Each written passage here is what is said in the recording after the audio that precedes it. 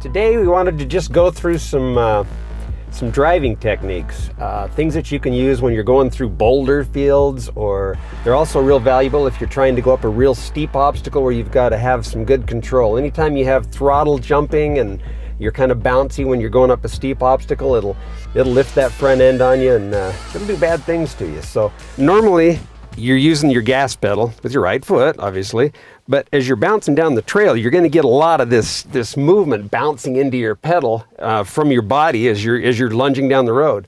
So one of the things you can do is brace your foot up against the side of the tunnel of the Jeep, and that'll give you some stability in that pedal so that as you're bouncing around, it doesn't transfer into the gas pedal and give you a bunch of surging and hopping and jumping in your Jeep. It's really hard on the drivetrain. It gives it a lot of shock load it doesn't need. The other thing we're going to do is we're going to bring in our left foot to run the brake. Totally contrary to what the driver's ed teacher told you. I understand that, but what we're going to do here is throttle with the right foot and give it a nice constant even throttle, and we're going to actually use the brake pedal to stall out the vehicle and use it as a throttle. So let's just do it real quick here and show you. This is a great technique to use bouncing through the rocks, or even if you're going up any kind of a real steep obstacle where throttle control is really important. You start bouncing on the throttle when you're going up a real steep one, it can put you into a roll. You don't want to do that stuff. Okay, so here's how you would look up. I just use it with this foot. It gets to be real jerky because you have to come back off of one and down onto the other. So it gets to be kind of a jerky thing. So we don't want to do that to our drivetrain.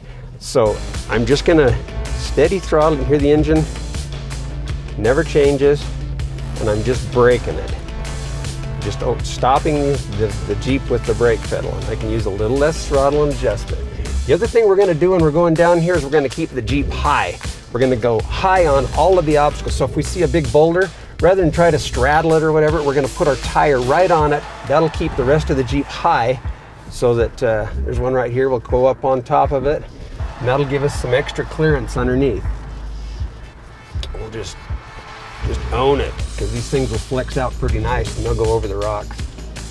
We'll come down here. We got one in front of us up there. Go up on top of that one. These JKs are kind of buses, you know, so you got to think about where that rear tire is going to be as it drops off. See, I had total control with that left foot, no big bang. So it really makes it for a comfortable ride for your passengers, and your suspension will love you for it too, your drivetrain. Doesn't get busted up. So just practice it a little bit. A little constant throttle, and use that left foot to control the momentum of the Jeep. You will seriously love it, and so will your passengers. I'm Dennis with TeraFlex, and that's another wood tip of the day.